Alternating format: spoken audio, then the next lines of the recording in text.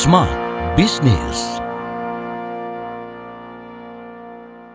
Smart listeners, untuk Anda para perempuan mungkin banyak yang merasakan dilema ya. Ingin fokus ke rumah, tapi mungkin ingin tetap bekerja karena ingin menambah penghasilan dalam keluarga. Biasanya bingung, mulainya gimana, terus juga bagi waktunya gimana. Dan pasti banyak lah overthinking yang muncul dalam pikiran Anda. Tapi jangan khawatir, hari ini kita akan menyerap ya insight menarik dari sosok yang sudah kompeten di bidangnya terkait dengan financial. Kita sudah hadirkan Mbak Rista Zuestika selaku konsultan keuangan dan founder Finante.id. Hai Mbak Rista. Hai Kak Audrey, ketemu lagi kita kan Ketemu lagi. Hari ini kita bahas yang happy-happy. Yang happy-happy supaya ibu rumah tangga happy. Katanya Oke. kan kalau ibu happy biasanya semua suami semuanya anak juga semua happy gitu ya. katanya gitu. Tapi kalau ibunya sedih, semuanya jadi sedih juga. Betul, bisa jadi gitu ya. Nah, ngomongin tentang ibu rumah tangga tadi seperti yang Audrey katakan ya, pasti banyak pertimbangan gitu ya. Iya. Pengennya fokus di keluarga, tapi Iya. kalau dipikir-pikir kalau gini-gini aja berjalan satu kaki kayaknya nggak cukup deh Nggak cukup. dengan seluruh huru-hara rumah tangga Iya, yang kayak drama Korea yang gak selesai-selesai gitu. betul, berseason-season gitu ya. Nah sebenarnya apa sih bisnis yang mungkin bisa Mbak Rista tawarkan gitu ya ke ibu-ibu rumah tangga yang mungkin selama ini hanya menerima penghasilan full dari suami aja gitu. Oke, ini menarik banget ya smart listeners ya, kalau udah ngomongin tentang perempuan tuh banyak banget yang bisa kita kulik gitu kan ya. Karena kita perempuan juga kali Kak ya. Gitu. Betul, jadi kayak relate ya. Relate banget gitu. Oke, kalau ditanya gitu ya, Riz, ini kan ada satu posisi yang misalnya kita ibu rumah tangga misalnya, atau kita juga ibu bekerja gitu ya. Tapi kalau misalnya kita hanya mengandalkan pendapatan dari suami aja tuh rasanya nggak enak gitu ya. Ada rasa-rasa yang misalnya kalau kita kurang mau nambah nanti boros banget sih gitu kan ya. Ada rasa-rasa nggak kayak gitu. Jadi sekalian curhat ya smart listeners ya gitu kan ya. Ada rasa gitu kan ya Kak. Jadi banyak nih yang melatar belakangnya kenapa sih perempuan itu pengen punya penghasilan sendiri atau pengen mandiri secara financial gitu kan ya. Karena tadi kalau misalnya kurang minta sama suami takutnya nanti dikira wah ini istri gue boros banget. Padahal sih memang gitu ya, memang kebutuhannya itu banyak banget Faktanya gitu ya. seperti Faktanya itu banyak loh, gitu. bapak-bapak. Bapak-bapak banyak banget, lihat aja tuh harga ya kan Yes. gitu. Oke, kemudian yang kedua kalau misalnya kita minta uang terus dengan suami gitu ya rasanya nggak enak, terutama kalau kita ingin memberikan buat keluarga kita gitu ya. Nah ini juga kan rasanya aduh nggak enak dia minta terus. Nanti one day gitu ya, karena tadi gini, kita itu suami istri pengen sih memang selalu hidup selalu bersama gitu ya. Tapi dalam perjalanan kan selalu ada resiko. Takutnya kalau kita terlalu banyak minta ini A B C D gitu ya, suami dalam kondisi kesel dan lain-lain, takutnya ini akan diungkit-ungkit gitu kan ya. Nah ini kita mengantisipasi hal tersebut gitu ya. Kita cari latar belakangnya dulu kenapa perempuan ini pengen punya uang gitu kan. Kemudian yang ketiga pengen juga lah ya kita apalagi kalau misalnya kita yang kuliah gitu ya segala macam, pengen juga kita tetap mengaktualisasikan diri kita gitu ya. Sekecil pengen beli skincare dan hijab aja tuh butuh duit ya kan guys gitu ya. Oke, nah kemudian tadi kita juga pengen memiliki kontribusi yang sama karena gitu ya, ketika perempuan ini tidak mandiri secara keuangan, kalau ketika perempuan ini hanya mengandalkan sumbernya dari suami aja, itu bakal banyak kejadian-kejadian gitu ya yang kurang mengenakan. Contoh yang pertama, kalau terjadi sumber pendapatan kita hanya dari suami aja, kalau suaminya tutup usia seperti apa? Oke. Kemudian yang kedua, kalau suaminya dipanggil Hello Kitty, diambil Hello Kitty kayak gimana? Nih ramai juga nih. Betul. Gitu kan, ya. Gimana ya, dari mana Gimana lagi nih ya, dari sumber mana lagi keuangan? sumbernya gitu ya. Betul. Nah kemudian lagi gitu ya, kenapa sih perempuan-perempuan ini harus mandiri secara finansial? Karena untuk biar sejajar pada saat kita mengambil keputusan tentang keuangan. Tidak hanya selalu dari sisi suami aja, tapi kita juga punya nih suara kita didengar gitu ya. Bukan untuk menjadi lebih baik dari suami tidak gitu, tapi paling tidak kita sejajar. Nah, that's why buat para ibu rumah tangga atau siapapun perempuan hebat di luar sana gitu ya. Ini termasuk buat kita juga nih Kak Audrey gitu ya.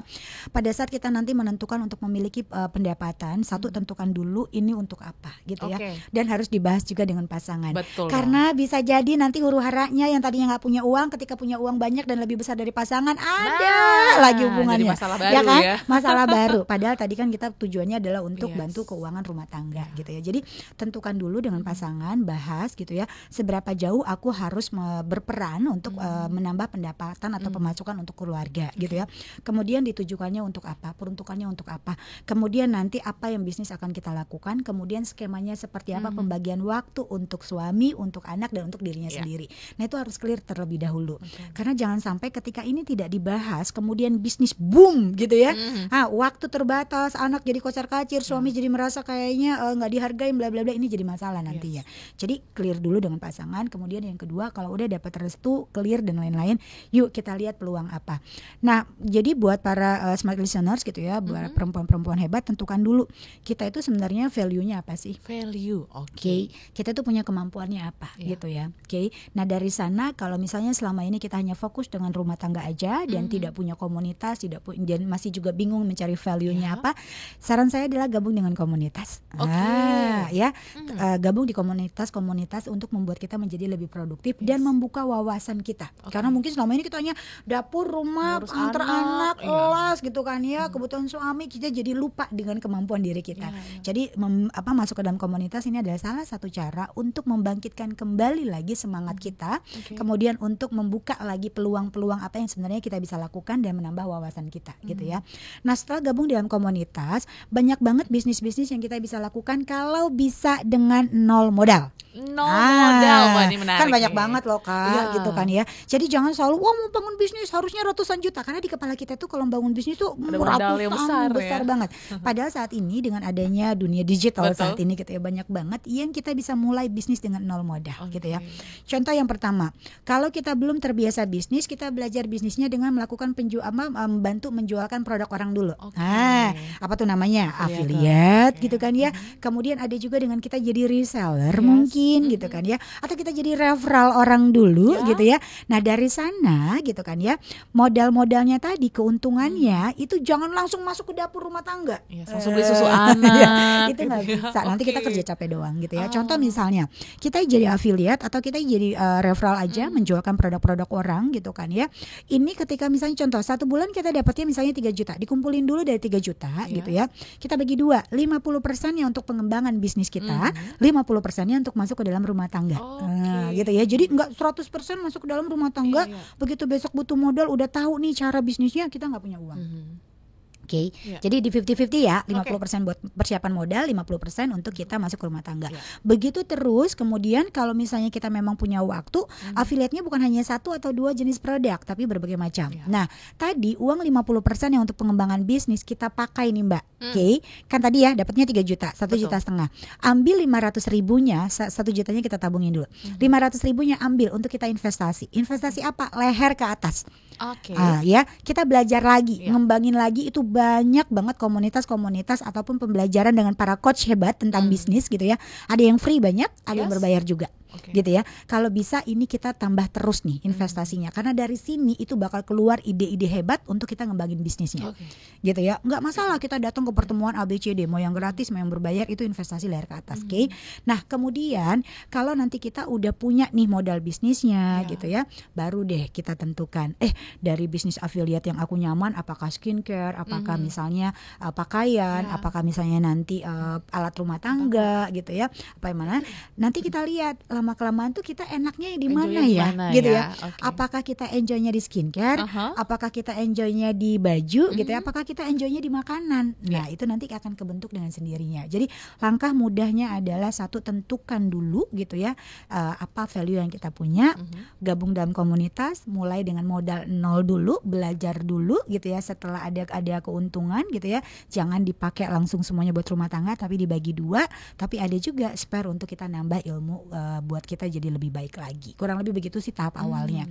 Kalau bisnis, mulailah bisnis dengan yang 0 modal terlebih dahulu. Ya, gitu. sekarang sangat mudah gitu ya untuk memulainya. Cuman yang mungkin sulit ketika proses diskusi tadi itu Mbak Rista ya. Karena banget. Kan pasti kita harus minta restu dulu. Betul. Harus menjelaskan dulu gimana skemanya dengan berjelas. Karena kan anak nggak mungkin keteteran gitu ya. Suami juga nggak mungkin keteteran. Harus ada support sistemnya yang bagus nih. Gitu. Betul. Gimana cara kita untuk bisa meyakinkan orang-orang sekitar kita ya untuk memulai bisnis sehingga semuanya itu bisa berjalan dengan baik. Nah ini yang paling susah adalah untuk mencari support system kita gitu ya. Kadang kalau suami bilang, Pak boleh nggak sih kalau misalnya kita aku dari rumah nih, tapi aku mulai bisnis kecil-kecilan, tapi aku janji deh aku nggak akan lantarin kamu, aku nggak akan ganggu anak-anak, aku nggak akan gini. Ya, suami pasti bilang ya udah terserah kamu aja, yang penting tadi tugas kamu sebagai istri, sebagai ibu itu jangan lupa gitu ya. Nah kemudian gitu ya, tadi kita lihat dulu nih, kalau aku itu bermain dengan time management gitu ya. Kan kita itu sibuknya dari Senin sampai Jumat gitu kan ya, karena anak-anak sekolah nih gitu kan ya. Ini yang aku lakukan dulu nih Kak gitu, karena perempuan itu kadang-kadang setiap habis melahirkan berhenti kerja gitu. Jadi bolak-balik nih kalau di rumah mau ngapain lagi gitu ya. Nah jadi yang aku lakukan kita bermain dengan time management gitu ya. Jadi biasanya kalau berdasarkan pengalaman pribadi aku gitu ya Kak Audrey, aku meyakinkan kepada pasangan, aku selalu bilang dari Senin sampai Jumat gitu ya, aku akan mengatur waktuku begini. Misalnya gini, aku lihat nih jadwal anak-anak atau jadwal suami yang tidak terlalu padat gitu kan ya. Tidak terlalu padat itu waktu aku untuk maksimalin, entah aku nanti mulai bisnis atau aku nanti belajar dulu gitu kan ya. Jadi dari Senin sampai Jumat aku bermain misalnya, suami itu pergi dari jam 8 gitu ya, pulang nanti jam 5 sore. Oke, berarti aman ya gitu. Gak ada nih huru-hara ngurusin suami. Tapi kalau misalnya anak gitu ya, anak itu kan misalnya dari hari Senin sampai Rabu hektik gitu ya. Nah, kalau Kamis Jumat itu gak terlalu hektik gitu ya. Setelah mereka berangkat, aku punya waktu nih sebelum aku jemput mereka di jam 12 gitu ya. Mereka berangkat dari jam 7, berarti aku ada waktu dari jam 8 sampai jam 11 sebelum aku jemput anak di jam 12. Jadi aku 3 jam itu aku manfaatin untuk aku ngembangin diri aku atau aku jualan. Gitu ya. Nih di sini. Tapi kalau untuk Sabtu Minggu gitu ya, itu untuk areanya keluarga. Jadi ditentuin dari Senin sampai Jumat itu berapa lama waktu yang mau kami ambil dan berapa hari yang mau kamu gunakan. Gitu. Nah, dari sini kalau terjadi memang bisnis kita itu banyak, makin berkembang, otomatis kita harus bahas lagi dengan pasangan. Ternyata nih gitu ya.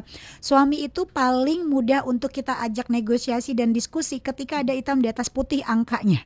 Oke, dan hasilnya kelihatan ya.